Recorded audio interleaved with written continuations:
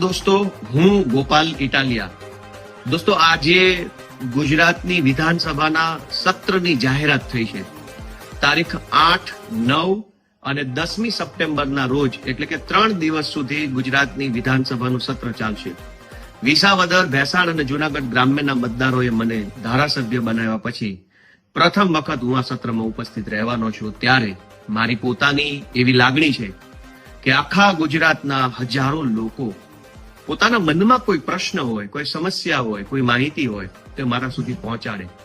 એટલે મારી ગુજરાતભરના સૌ લોકોને વિનંતી છે કે ગામડાને લાગુ પડતી હોય, ખેતી અને ખેડૂતને લાગુ પડતી હોય, બહોળા સમાજને લાગુ પડતી હોય એવી કોઈ બાબત, એવો કોઈ વિષય, એવી કોઈ સમસ્યા કે એવી કોઈ નીતિ બાબતે તમે જો વિધાનસભામાં પ્રશ્ન પૂછાય એવું ઈચ્છતા હોવ તો તમે એડવાન્સમાં મને લખીને મોકલી શકશો. હજારો પ્રશ્નો આવશે, એમાંથી જે પ્રશ્ન કાયદાની ભાષા પ્રમાણે, વિધાનસભાના નિયમો પ્રમાણે પૂછી શકાય એવો હશે એ પૂછવાની હું કોશિશ કરીશ.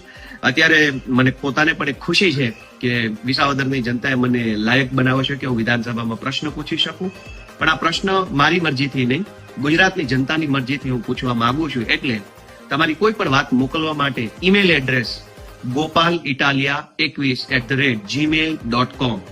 ગોપાલનો સ્પેલિંગ GOPAL, ઇટાલિયાનો spelling ITALIA 21@gmail.com. Gopal Italia 21@gmail.com પર તમે કોઈ પણ પ્રશ્ન મને મોકલી શકો છો. જે પ્રશ્ન બહોળા હિતનો પ્રશ્ન હશે એને વિધાનસભામાં પૂછવા માટેની કોશિશ કરીશ. આપ સૌ આ કાર્યમાં જોડાવ એ મારી લાગણી છે. જય જય ગરવી ગુજરાત, જય કિસાન.